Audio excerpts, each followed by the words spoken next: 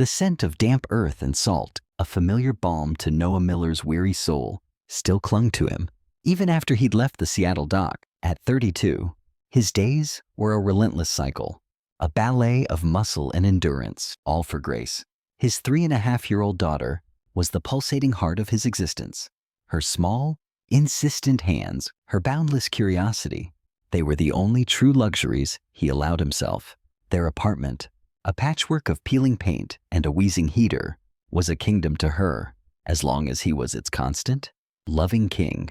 He'd long since surrendered the notion of personal joy, of a soft touch, or a whispered intimacy, love, romance, the tender indulgence of another's presence. These were tales from a forgotten life, or perhaps a life meant for others.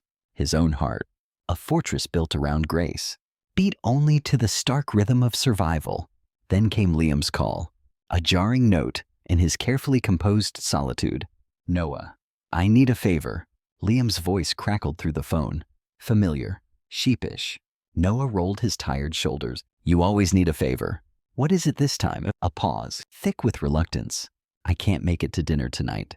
It's a blind date. Someone set it up for me. I need you to go in my place." Noah let out a short, incredulous laugh. "You want me to show up at a date? For you? That's insane." But Liam pressed, stubborn as ever, until Noah sighed into the receiver. "Fine, but I'm bringing Grace." Silence, then a groan. No, you can't bring a toddler on a blind date." Noah smirked, watching Grace color on the floor, her tongue peeking out in concentration. "Then let's see how long this woman sticks around. When she finds out the date includes a single dad and a 3-year-old. Grace looked up, wide brown eyes curious. "Daddy, where are we going?" He scooped her into his arms, pressed a kiss to her temple. "We're going to meet a very pretty lady." She giggled, small fingers tugging at his shirt. "Is she nice?" His voice softened, touched with dry humor. "I doubt it, but we'll find out." In that moment, as he dressed Grace in her best little blue dress, brushed her curls into some semblance of order, Noah felt the weight of the absurdity. A blind date was a foreign country. He had no intention of visiting. Not tonight. Not ever. He was going, not to open his heart, but to confirm its fortified closure, to prove, to himself, and perhaps to a world that didn't care, that he was too broken, too burdened, too poor for anyone to truly stay. What he couldn't know, couldn't even begin to imagine, was that this evening would subtly, irrevocably, shift the course of his life, nudging it toward a future he'd long since ceased hoping for. The city began to glow, evening lights flickering awake, painting the damp Seattle streets in hues of amber and gold. Noah guided his old pickup through crawling traffic. Grace hummed softly in her booster seat, her stuffed rabbit clutched tight. He caught her reflection in the rearview mirror, and a faint smile touched his lip. Though his chest felt a heavy knot of nerves, he'd told himself it was a waste of time. A blind date was not for a man like him, but a promise to Liam was a promise. And Noah Miller kept his word. He parked a block away, buttoned his jacket against the sharp chill, lifted Grace into his arms. Her little blue dress with its yellow flower peeked out from under her coat. She rested her cheek on his shoulder, utterly trusting him to navigate the evening's adventure. They were halfway to the restaurant when a woman's voice, clear and firm, cut through the hum of the street. At the curb, beside a yellow cab with its headlights glaring, stood a young woman. Her hair, a cascade of golden blonde, pulled loosely into a braid, caught the glow of the street lamp, shimmering softly. She wore a beige coat, more stylish than warm, a leather tote hanging from her shoulder. Her cheeks were flushed pink, not from the cold, but from quiet frustration. "I gave you a 20 to noon," she said, voice steady despite the edge. "The fare was 12 na. You owe me change." The driver snapped back, waving a crumpled bill. "You gave me a 10. Don't waste my time." People passed by, glancing, but moving on, unwilling to involve themselves. Noah slowed, shifting Grace in his arms. He should have kept walking. It wasn't his business. But something in the woman's stance, her chin lifted, her eyes clear, refusing to back down even as the driver loomed. It stirred him. She wasn't pleading. She wasn't flustered. She was simply standing her ground, unwilling to be dismissed. Without thinking, Noah stepped forward. "Is everything all right here?" His voice calm, low, carrying more weight than volume. The cabbie shrugged, muttering about being late. Noah slipped his hand into his pocket, pulled out a 20s, pressed it into the driver's hand. That should cover it. The man snatched the bill and drove off without a thank you, leaving behind the acrid smell of exhaust. The young woman turned to Noah, blue-gray eyes widening in surprise. For a beat, they simply looked at each other, two strangers caught in an unexpected moment. Then she shook her head slightly. You didn't have to do that. I had it handled. Noah adjusted Grace higher on his hip. Tone dry, sure looked like it. He started to step back, but she reached into her coat pocket, pulled out a $1 bill, folded and worn. She held it out to him. He frowned. What's this? I don't like owing strangers, she said simply. Gaze steady. No trace of flirtation, no softening of her voice. She meant it. For the first time, Noah really looked at her.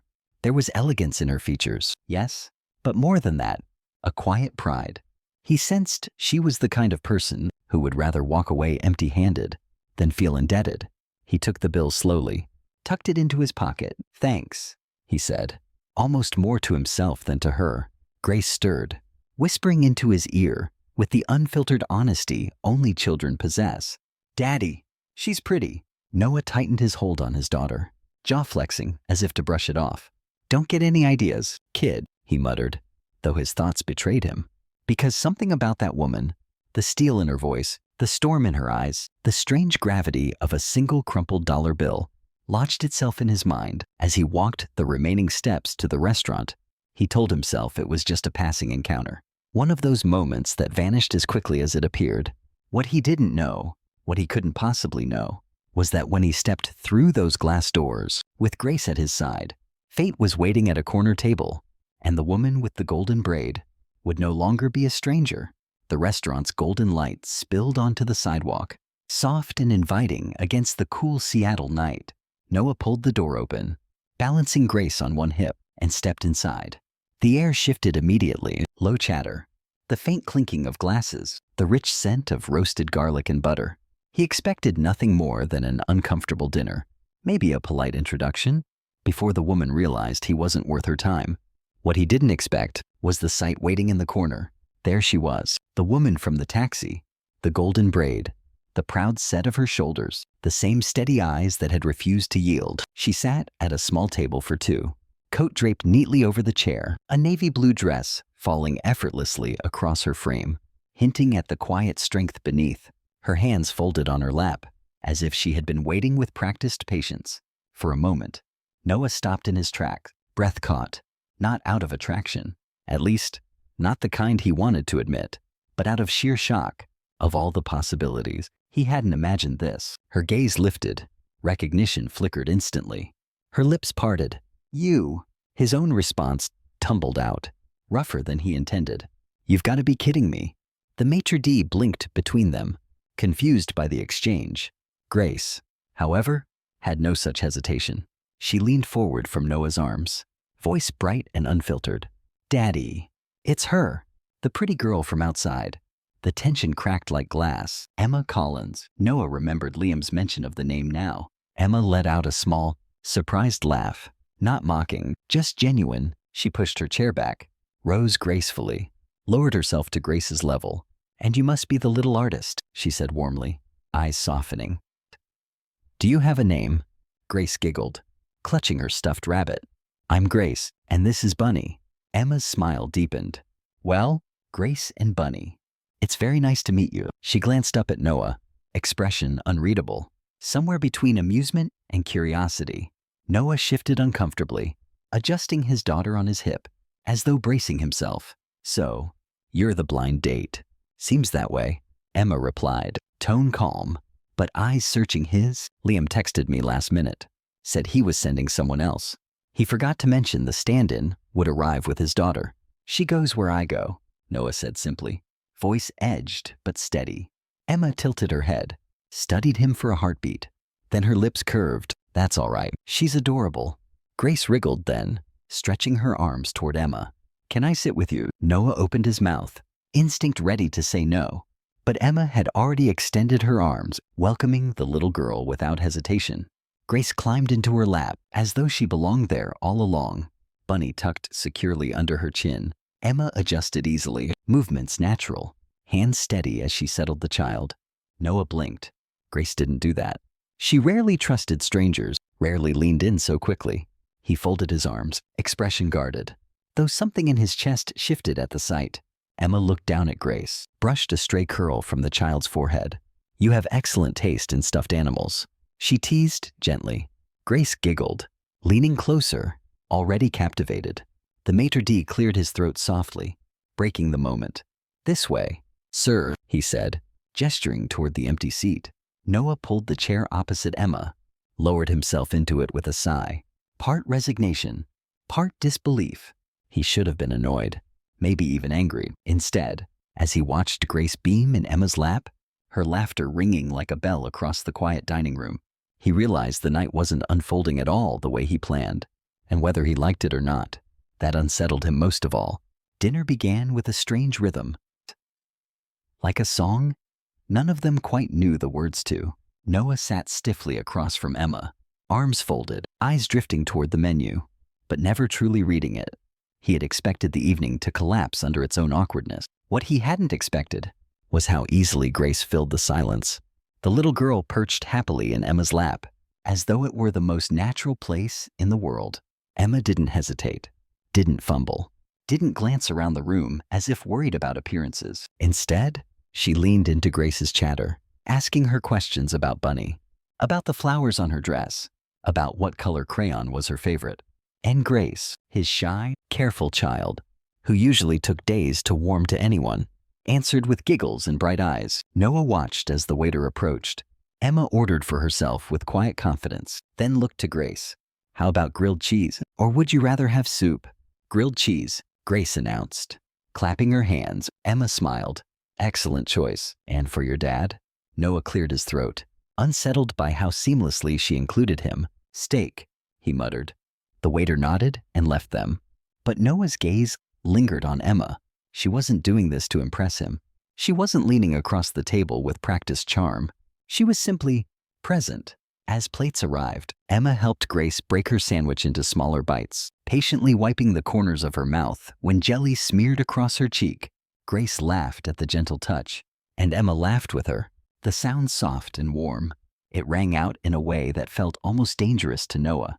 Dangerous, because it slipped past his defenses before he could stop it.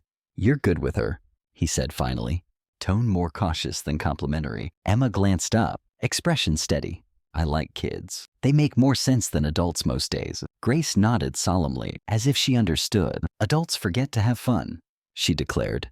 Emma chuckled, brushing a curl back from Grace's forehead. "She's right. We do forget." Noah leaned back slightly, trying to disguise the tug in his chest. He had told himself this woman would walk away the moment she realized what she was dealing with.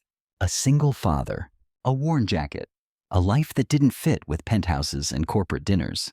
Yet here she was, holding his daughter, as if she belonged in her arms. The meal continued, though Noah barely touched his plate. He found himself watching Emma more than he ate, noting how she didn't talk about her company or her wealth. She asked Grace about bedtime stories, about her favorite cartoons, even about Bunny's adventures. And Grace, completely at ease, offered her every secret, as though Emma were an old friend. By the time dessert arrived, a slice of cake, Emma insisted they share. Grace was resting her head against her shoulder, eyelids heavy but content. Emma fed her tiny bites, with the same care she might give her own child, and Noah felt something shift inside him, something he wasn't ready to name. He had come tonight to prove a point, that no woman would ever stay, once they saw the truth of his life. Instead, watching his daughter's smile bloom brighter in Emma's presence, Noah found himself caught off guard, because for the first time in a long while, the thought that lingered wasn't about someone leaving, it was about what might happen. If someone chose to stay, Noah hadn't planned to ask her anything personal. He was content to let Grace's chatter carry the night, and to sit back with his guarded silence. But something about the way Emma leaned in when Grace spoke, the way she seemed to listen with her whole self, stirred a question he hadn't expected to voice. "How do you know so much about kids?" his tone curious, though still edged with suspicion. Emma didn't bristle. Instead, she lowered her gaze for a moment, as if weighing how much to reveal. When she looked up again, her eyes were steady. "I practically raised my little brother." Our parents died in a car accident when I was 20. He was only 12. Her words landed gently, but the truth behind them was sharp enough to quiet the table. Grace blinked, small hands resting on the edge of the plate. "That's sad," she whispered. Emma offered her a small smile, brushing her braid back over her shoulder. "It was, but it also made me stronger. I dropped out of college, gave up a scholarship, worked 3 jobs so he could finish school.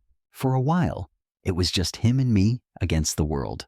She paused, fingers tracing the rim of her glass. "It wasn't easy, but I wouldn't trade it. He grew up kind, resilient, someone I'm proud of." Noah studied her, caught off guard by the matter-of-fact way she spoke.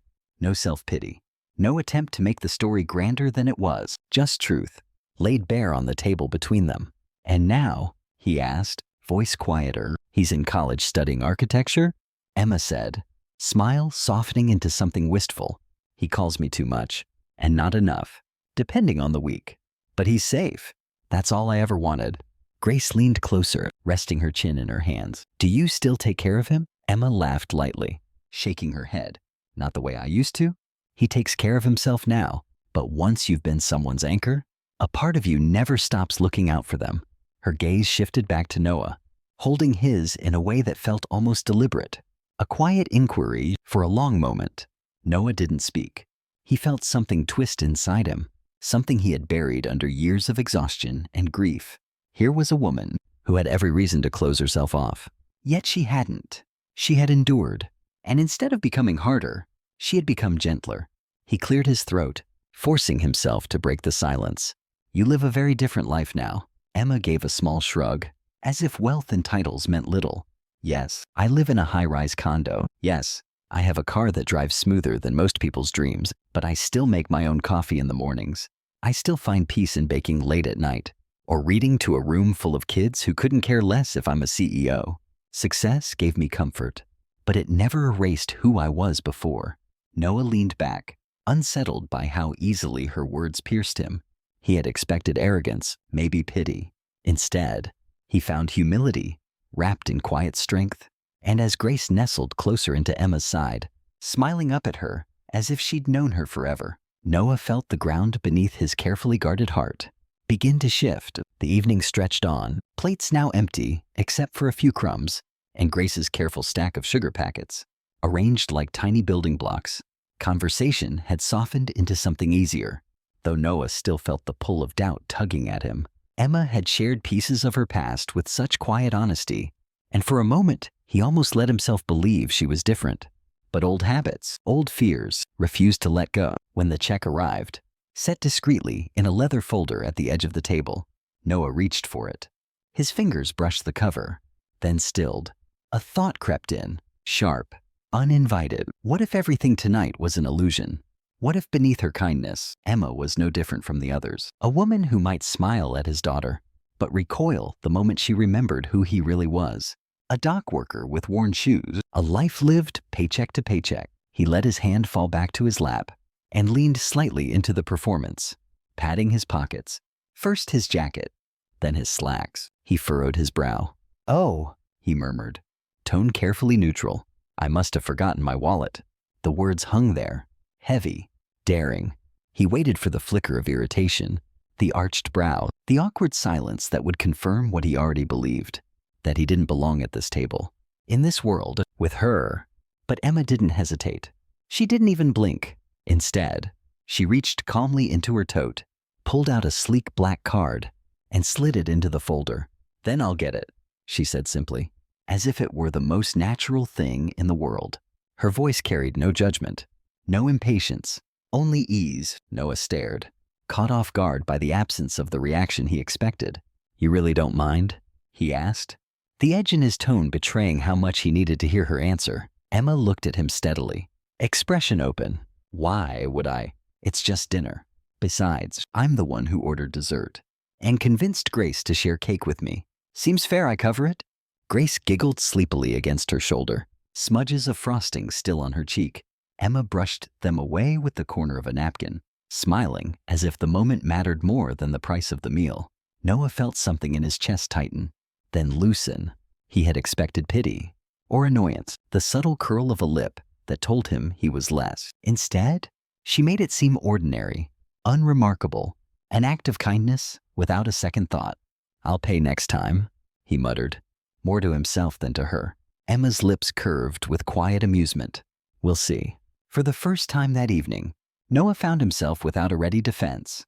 He had set a trap, not for her, but for his own heart, to prove his doubts right, and she had stepped over it gracefully, leaving him with nothing but the uncomfortable truth.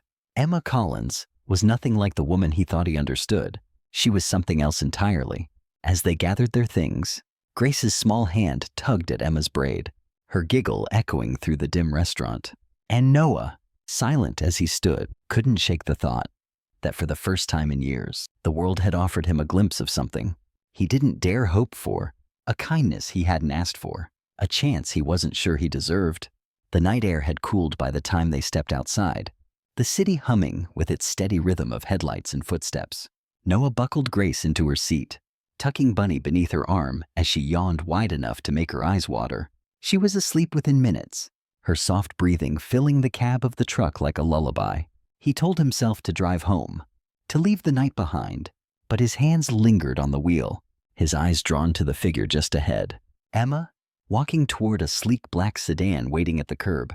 She spoke briefly to the driver, then slid into the back seat. The door shut with a quiet click, and the car pulled away. Noah's chest tightened. That should have been the end of it. A woman like her belonged in another world, a place of chauffeured rides and city skylines. Not in the orbit of a dock worker and his little girl.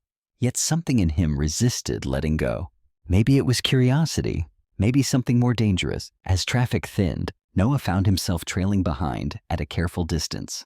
He wasn't proud of it, but he couldn't help it. He wanted to know if the woman who had paid for dinner without blinking, who had wiped frosting from his daughter's face as though it were the most natural thing in the world, was real or just another illusion. The sedan turned onto a quiet street lined with high-rises. Noah parked half a block away, his old truck looking out of place under the polished glow of the street lamps. From where he sat, he could see Emma step out, her heels clicking softly against the pavement. She crossed the lobby of a tall glass building, pausing only to greet the doorman with a smile. Moments later, lights flickered on high above. Noah leaned back, breath fogging the window. He expected to see champagne flutes, laughter spilling from behind floor-to-ceiling windows, the kind of luxury that had no room for people like him. But instead, as he looked up, the picture was startlingly simple. Through the sheer curtain, Emma moved across her apartment with quiet ease. She slipped off her coat, shoulders curving softly, then tossed her braid over her shoulder, a subtle sway revealing the elegant line of her neck. She sank into an armchair, book in hand, bathed in the soft glow of a lamp.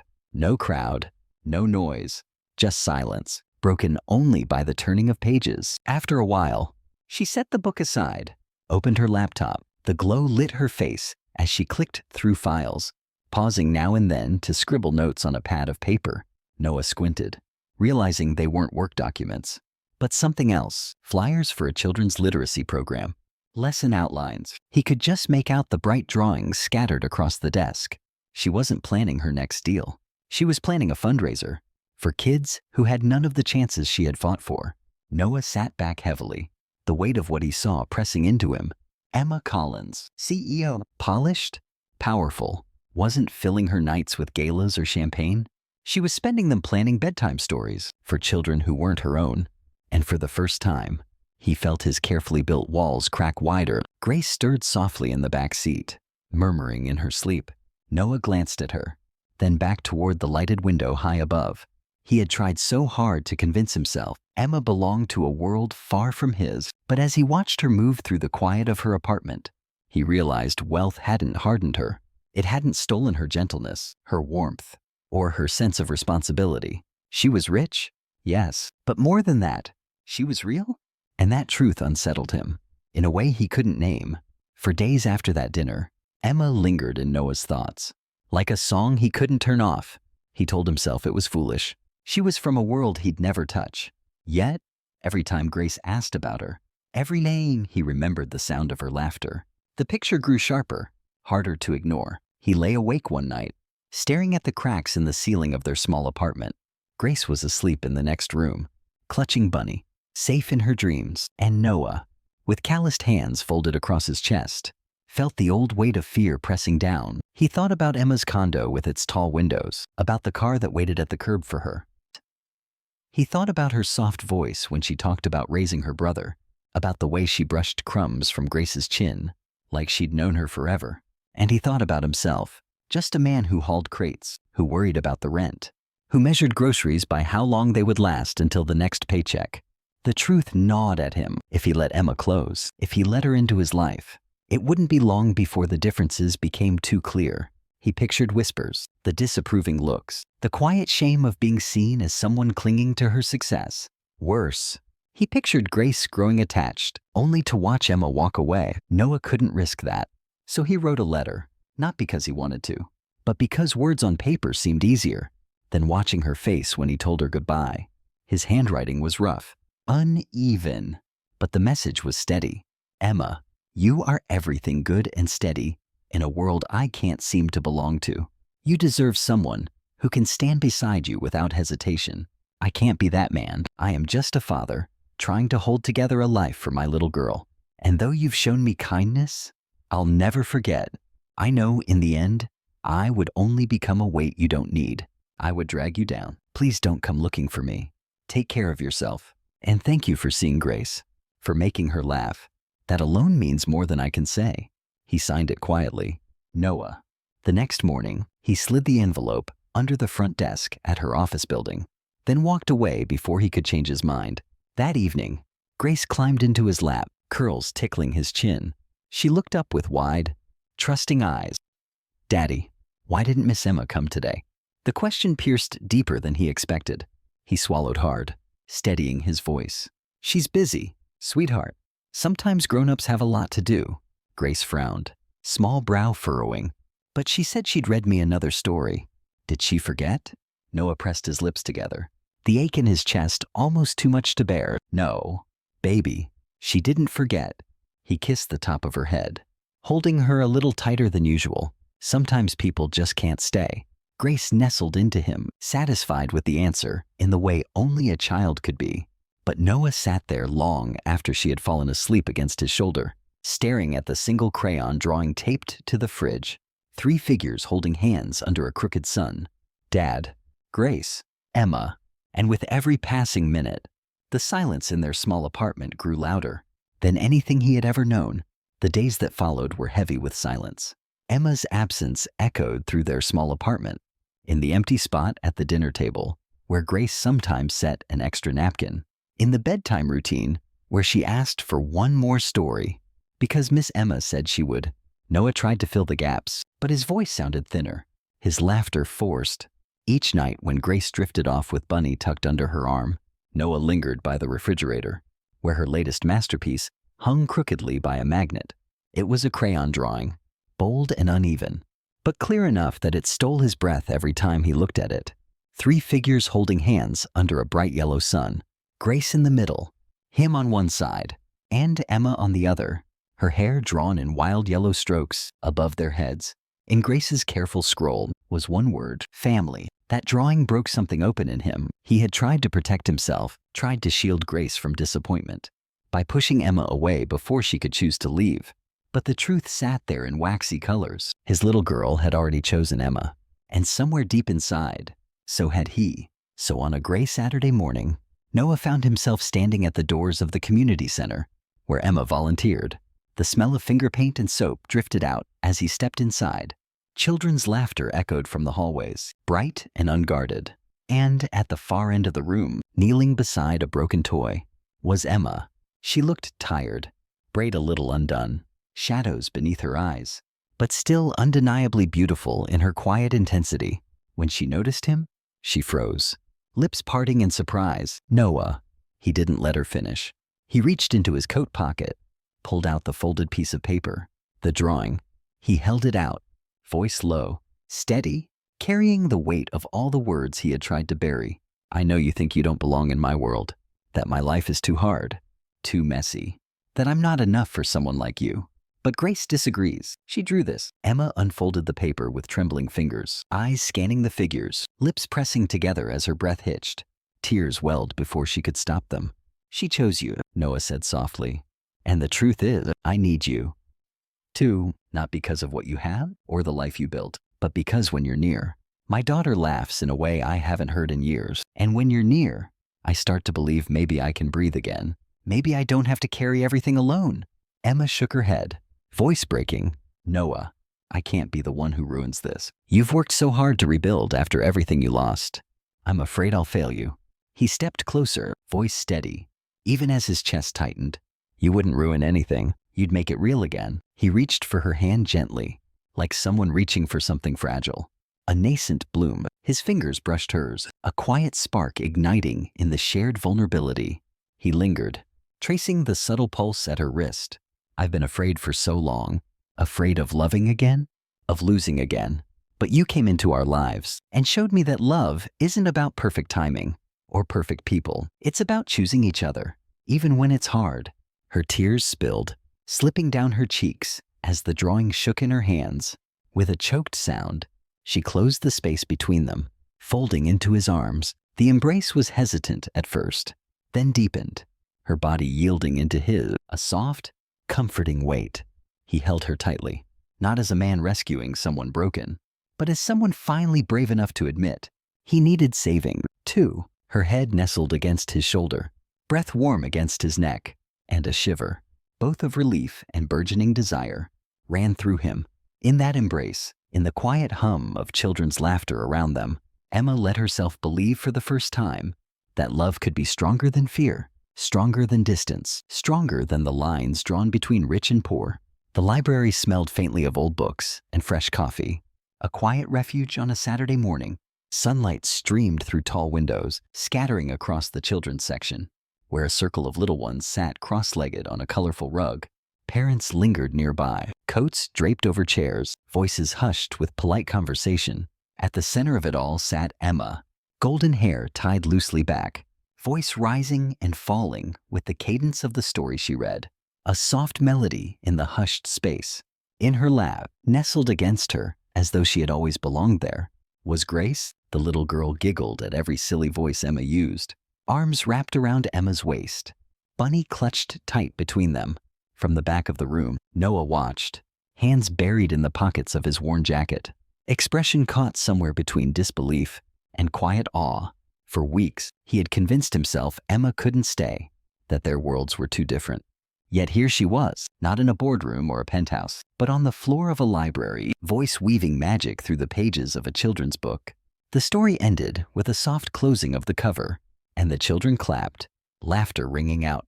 "Thank you, Miss Emma," one parent said warmly, and Emma smiled, thanking them in return. As the group began to disperse, Grace hopped from her lap, ran toward Noah, curls bouncing. "Daddy, did you hear?" Miss Emma made the panda hiccup. He scooped her up, pressed a kiss to her cheek, then looked back at Emma. She was gathering books, cheeks flushed, eyes catching his with a mixture of shyness and something deeper, a vulnerable invitation. He stepped forward, Grace still perched on his hip, small hand on his jaw. "I used to think," Noah began, voice carrying just enough to quiet the space around them, drawing a few lingering glances, that loving someone meant risking everything, that letting someone close was a cost I couldn't afford anymore. His gaze stayed on Emma, steady now, no longer hiding, but open and yearning. Her fingers, still on the books, trembled slightly. "But then you came along, and you never asked for anything. You just showed up."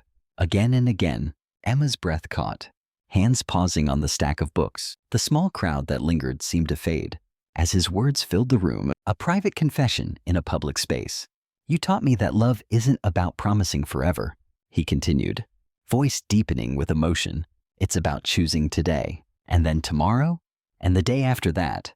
You made both of us feel like we were enough, exactly as we are." Grace shifted in his arms, leaning closer to Emma with the certainty only a child could carry. She stretched one arm around her father's neck and the other around Emma's shoulder, bridging the gap between them. "Miss Emma is part of our family now. Okay, Daddy?" The library seemed still in that moment. air thick with unspoken tenderness. Emma let out a choked laugh, tears spilling freely down her cheeks as she reached for Grace's hand. Her fingers brushed Grace's, then intertwined with Noah's, a soft, intimate contact. Her voice broke as she whispered, "For the first time, I don't feel alone anymore." Noah stepped closer, grip on Emma's hand firm, steady, carrying all the unspoken promises he once feared to make. He didn't need grand speeches or perfect words. The warmth in her eyes, the gentle pressure of Grace's little arms around them, the subtle brush of their bodies in close proximity, it said enough. And just like that, under the soft pink glow of morning light, spilling through library windows, a family, imperfect, unexpected, but real, was born. Not from wealth or status, but from presence, from stories read aloud, from laughter shared, from the brave, sensual act of choosing each other, day after day.